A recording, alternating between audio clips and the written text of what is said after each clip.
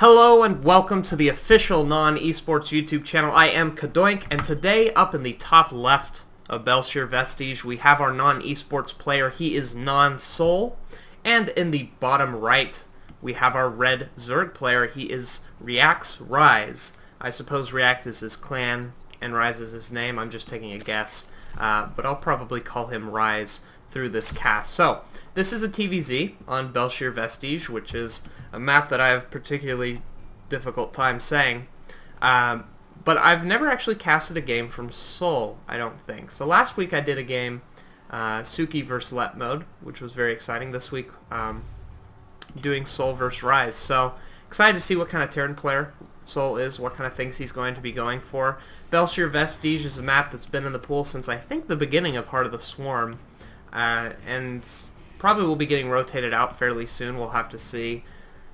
And I'm just interested to see on what kind of things these two players are going to be doing on this map. It's very common for the Zerg player to get up the early expand. Very common to get an early third. Terran player does the usual thing in going for his little Hellion attack. We might see some Reapers. Something that's very common. We'll see if the gas goes down here at 13 or 15. And it looks like, yes, 13 gas. Very usual time for the Terran player. So we'll probably see some Reapers on this map, and if not Reapers, definitely Hellions. Drone coming up to do a little bit of drone scouting. The 2-minute have fun from Rhys. And he's taking his expand. So, very common play, 15 expand out of the Zerg player. This is exactly what I'm talking about. The Belshir Vestige is kind of a figured out map. And it looks like they did a little bit of a pause, but that's no big deal. So the drone sees the gas, he sees the barracks. He's going to be doing a little bit of damage to this SEV, but won't be killing it. The Marine will be popping out. So it looks like he's going Marine and not Reapers. Another very common thing to do. We'll probably see a little bit of an earlier factory because of that. And oh no, he cancels it and trains the Reaper. So he is going to be going for a Reaper play, moving that across the map. It's great for scouting purposes. It's great to try to pick off a couple of drones. That's something that's very useful. But the spawning pool is being placed down before gas. Sometimes you'll see a Zerg player go drone, drone, gas, and then pool, so very late pool. But Rhys going for a little bit of an earlier pool, getting that right after the hatchery. So he'll be well prepared for this Reaper that's coming out across the map. In fact, it just now finished. And it will be moving across the map. So Reapers can do a lot of damage, but Queens are pretty good at defending against them, and if you have pretty good Ling micro, you can prevent them from doing too much damage. You might lose a Ling or two, but it ends up not being the end of the world. So he'll be hopping up right on this ridge, and then right up that ridge, and going in and scouting everything he can. He's going to see that there's no gas, which is pretty common. Just means that Rhys will not have Zergling speed anytime soon. He's moving down here. Would love to see him start doing some damage, but I think more importantly he wanted to see whether or not that gas was. And now that there are two Lings, like I was saying, the two Lings can kind of force him back. And look at this, just going and checking for the third. Great scouting from the Reaper. All that very effectively for very, very low cost. And it looks like back in the main base he's still going for the usual thing I was talking about. He's getting that reactor, getting the factory up, going for the Hellions, but he's getting a very early third command center. So it looks like he's wanting to play for a more economical type of play, a more macro-oriented game. It could be a longer game. I actually didn't even check the length when I loaded up the replay, so I don't even know how long this game is going to be. But third command center generally says, hey, I want to get a little bit better of an economy. I want to be getting my macro up. And look at this, getting that tech lab up. Going to be going for stem, and a couple Hellions popping out. Back in the base of Rhys, it looks like he did go for the 4-queen play. He's going to be sending a drone over to get the third at kind of a usual time. Putting down his creep. His creep spread will be really good with 2 queens. You can go even up to 6 queens, which is something that a player like Lucira, who's now known as Kong Ho, very often does. But the 4-queen play tends to be a little bit more popular as of late, and you still get pretty fine creep spread and you're still able to defend. But we have the 2 Hellions going across the map. They will be meeting this Reaper. Oh, looks like 2 Reapers at this watchtower. He might go in for a little like 4 Hellion 2 Reaper attack. That's actually something that's really, really effective, especially with Lings without speed. You can see that Zergling speed hasn't even been started yet. So, yeah, this could be very, very effective. 4 Hellions, 2 Reapers moving down. They are going to see this third here start doing some damage and forcing the Queens to come out.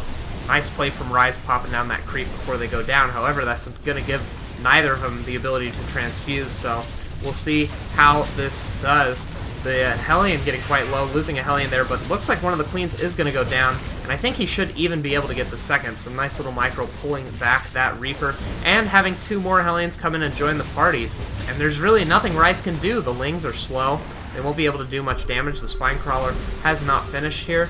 Another Queen coming up, and some nice creep spread being done. So 2 Queens down, and a lot of active tumors being picked off, but with this Spinecrawler here and that mass amount of Lings, he won't be able to get into the Nat or into the main, so now he can just come back around here and continue to harass this base. He will by no means kill it off, but he can certainly damage it, so when later he comes with a little army, he might be able to pick it off a lot quicker. A lot of Lings coming in at this time. We'll see if they get a good surround. Looks like they are going to get a great surround. The Hellions, ooh, a lot of them getting picked off. A bit of a blunder from Soul. Losing Hellions like that, he should have kind of ran him away. He was by no means going to get this, so try and do some damage to this Queen. Looks like he is going to get it, so that's actually kind of nice. He got a lot of Lings and 3 Queens in total, a lot of active tumors, and he kept Rhys from being able to drone and build build up this base and get his macro going. So this third command center is going to put him quite a bit ahead economically. We can see the income tab is in his favor. He's going to have higher saturation at a quicker time. And look at this, 4 barracks going down. He's got his starport, he's got his factory to start pumping out Widow Mines. We even have some Widow Mines at the front of his map to do some defending in case Rhys just started pumping out Lings like crazy and went for some sort of all-in play from here. But back in Rhys' base, we see things aren't terribly bad. He's getting some good saturation up in his main and his natural. He's got all 4 of his gas geysers.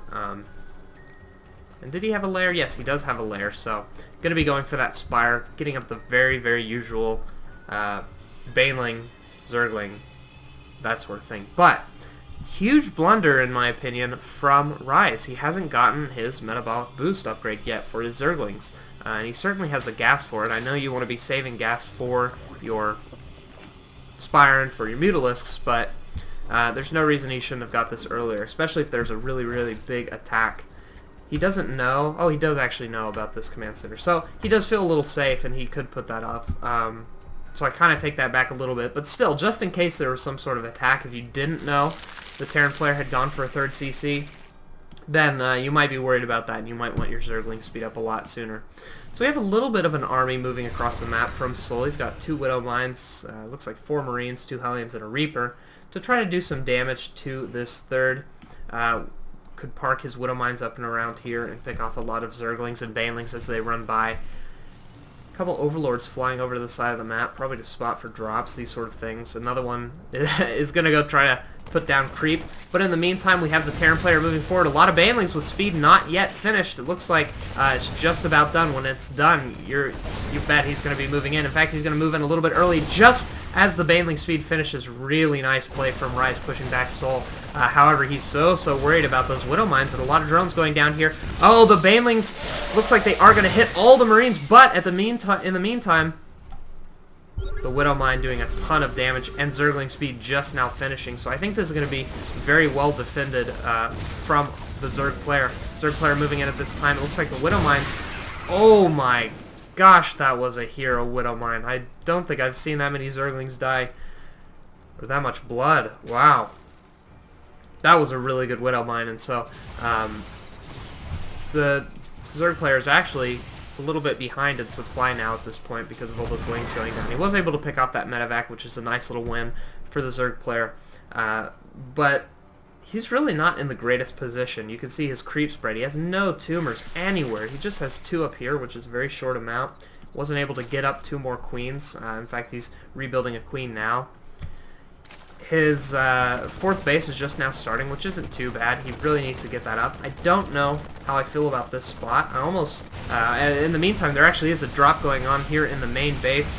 Ooh, these Mutalisks don't want to be over this pack of Marines. That's actually quite a bit of them going down, and the Marines getting themselves in a great position to try to pick off as many of these Lings as possible. They won't retreat because the Mutalisk killed the Medivacs, but doing a good bit of damage, and the units lost, we can see the Zerg player has lost quite a bit.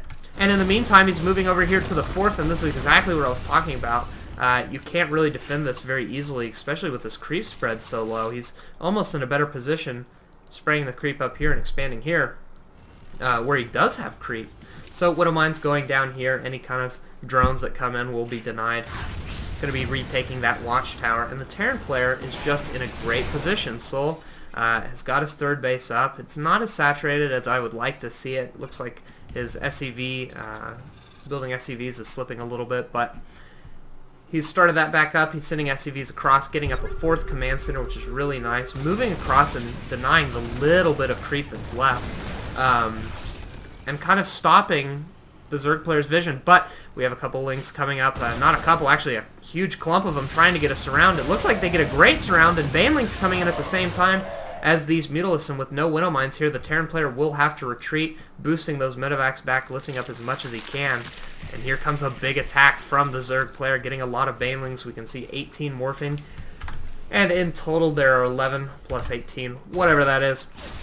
29, I think. And he's going to be trying to deny this 3rd, but we can see a huge Marine force here, a nice bit of Widowmines spread around.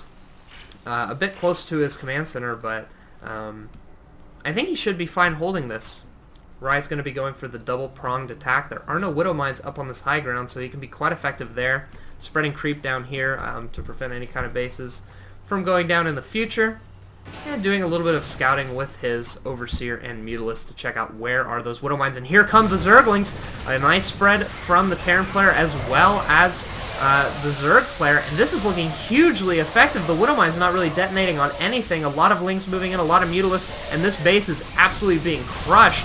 The bunker in the back getting denied. The turret doing some nice damage to the Mutalisks. And holy cow, everything just kind of died to a Widowmine shot. There isn't too much left here for the Zerg player. This is actually really surprising. Where did all those Banelings and Zerglings go? I guess that's what the Zerg player is asking himself. A nice Baneling hit on those Marines, but because of that Widowmine and the Marines with a little bit of Medivac support, the Mutalisks will have to go home. So that was kind of a weird engagement. It looked very much like it was in React.Rhys' favor, but a nice Widowmine hit just kind of made all the Zerglings disappear. So the Zerg player actually, I think, quite a bit ahead. He's getting up his 4th base. He's up in supply by about 40 supply. He's got a nice bank he can transition into Hive Tech. You can see he's getting that infestation pit to start working towards that. If we look at the upgrades for the 2 players, Terran player about halfway done with their 3-3. The Zerg player looks like he is at 2-2. Mutalisks are at 0-1. So not too bad for our Zerg player. But when that 3-3 kicks in, the Terran player is going to be looking really, really good. We can see the Hive hasn't been started yet, so 3-3 for the Zerg player is not even in his mind. Widowmine's going down. Terran player thinking about moving forward. Ouch, that Mutalisk got completely rocked. But he's going to be going up and trying to deny this 4th base. He'll pick it off without any problem. And might even be able to get away before the Zerglings come. Oh, some Widowmine hits going on. Not the best, but he does get an incredible surround. Baneling hit not doing too much, in a nice position from the Terran player. Medivac going down. He will get surrounded. The Baneling will detonate on a good clump of the Marines. And overall, I think this was successful for the Terran player because he was able to get that 4th killed, and he has a 4th of his own with a planetary. Some nice turrets going up. He's resaturated his 3rd base. And he's continuing to go into that Terran macro mode, just now getting the Drilling Claws upgrade. 3-3 just now finishing up, and continuing to pump out Marines, Medivacs, Widowmines, the usual sort of thing. Would love to see the Zerg player take this 4th and this 4th because his bank is so high. He really wants to try to take as much gas as possible, and we can see that he is doing that. Same time, some Mutalisks coming in to try to do some damage, but there are 4 turrets here, all attacking the Mutalisks. They will get some nice hits off. Ooh, and a big blunder not finally picking that off, so a lot of Mutalisks going down that shouldn't be. Just, wow. This is actually a pretty inefficient fight for the Zerg player, taking a lot of damage on those Mutalisks. We can see that bit of them in the orange. They will heal up fast thanks to the new Heart of the Swarm Mutalisks, but not really that effective. Seeing the units lost still in the Terran player's favor. Soul moving across the map at this time, going to be trying to deny this 4th base once again, planting those Widow Mines in a good position. Those Zerglings in the back will certainly run into them. Ooh, and here comes the huge clumps of Banelings and Zerglings. I'm a little bit nervous for our Terran player. His Marines are spread kind of thin, and here comes the Banelings. Huge hits on the Marines, a lot of them going down very quickly, but they are swinging around to where the Widow Mines are, and oh man, so many Banelings and Zerglings dying at that time thanks to the Widow Mines.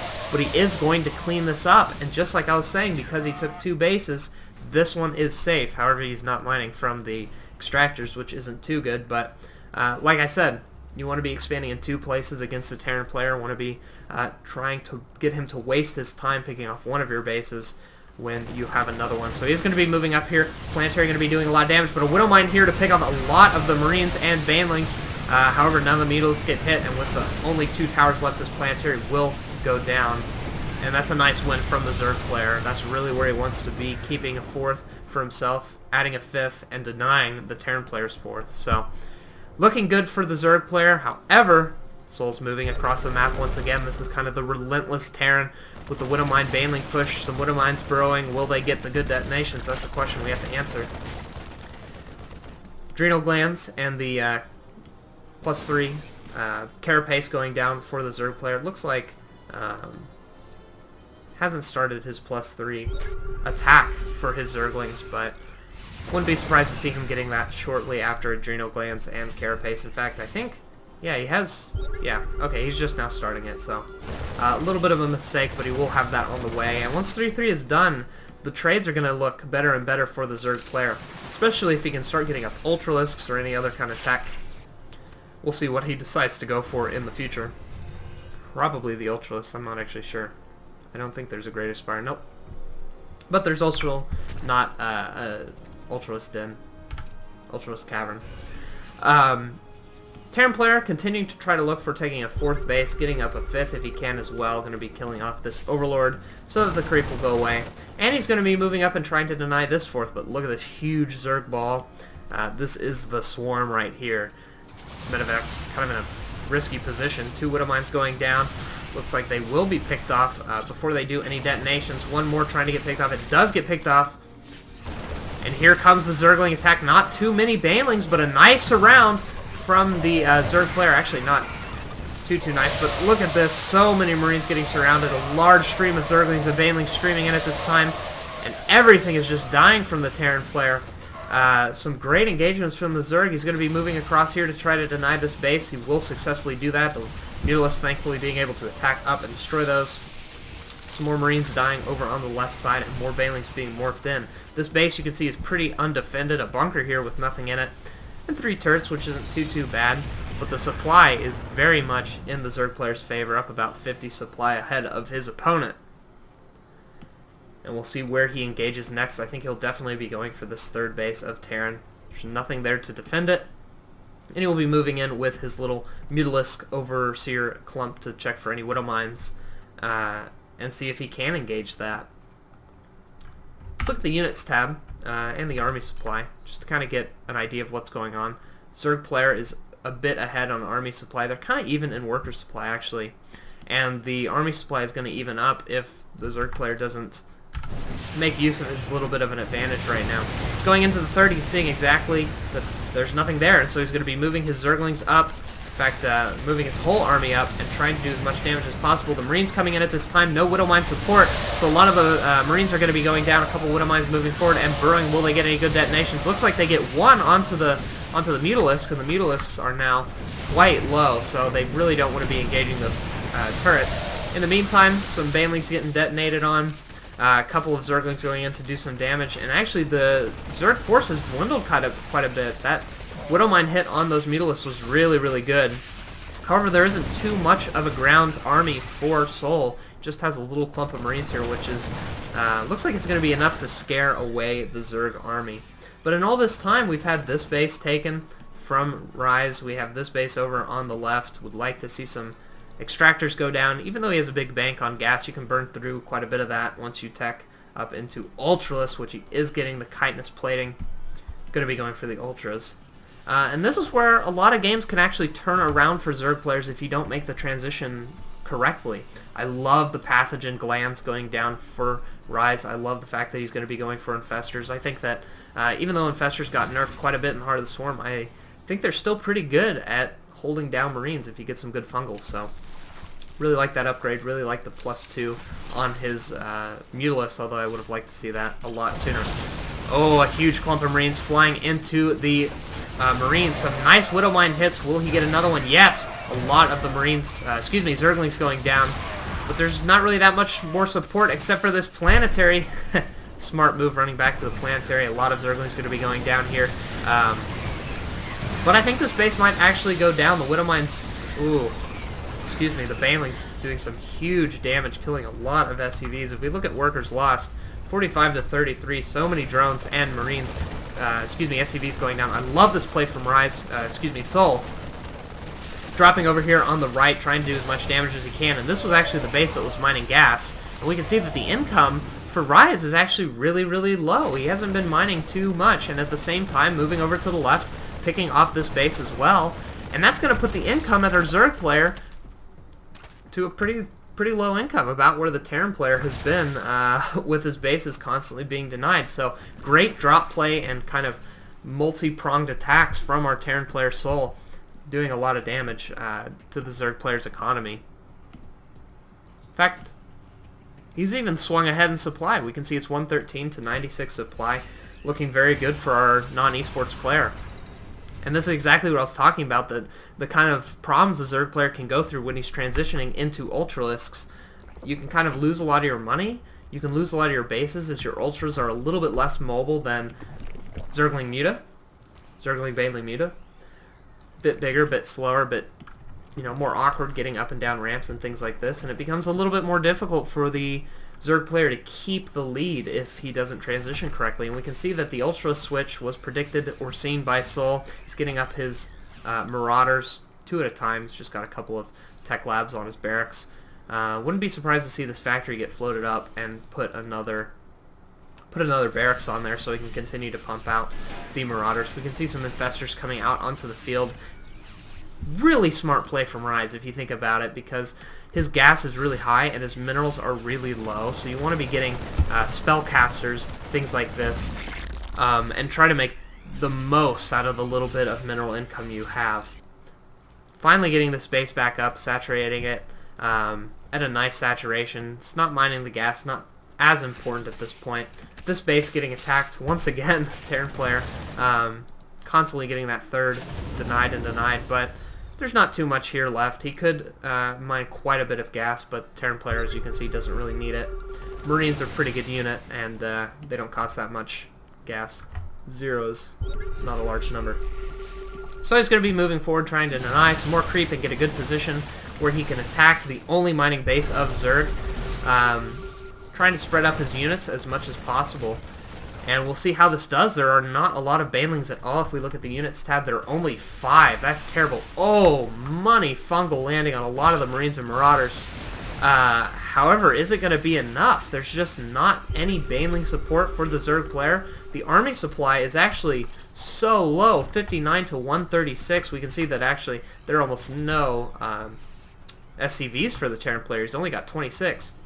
So this could be the winning push if he engages correctly. A couple Widowmines burrowed into some good positions, going to be kind of spiderwebbing them forward. And here comes the Zerg player with almost nothing. All the Banelings dying to the Widowmine hits, and there's actually nothing left. He's trying to spread up his Marines so that he doesn't get fungal. There are only 2 Ultralists here, which are going to die very quickly. A couple of infested Terran going down, and not even a GG. Wow, a nice little 33-minute game from our Terran player Soul. Thank you so much for sending me this game. It was a blast to cast. Absolute pleasure. And yeah, a nice win on Belshire Vestige, which I think tends to be a bit of a Zerg map, but the Zerg player was not able to transition very well, so had a very tough time engaging late game Terran army. So thanks again, Soul, for sending me this replay. It was a blast to cast, and if you would like your replay cast, please send those in to CadoinkReplays@gmail.com, and I'll be very much happy to cast them. We'll be doing some more casts in the next few weeks, and I have some things planned in the future on my CadoinkStudios YouTube channel. There hasn't been much uploaded there for almost 8 months or so now, but that is going to change in the near future, so be looking out for some announcements on the NoN-eSports channel and other things like that. So yeah, thanks again for everything, and I'll see you guys next week.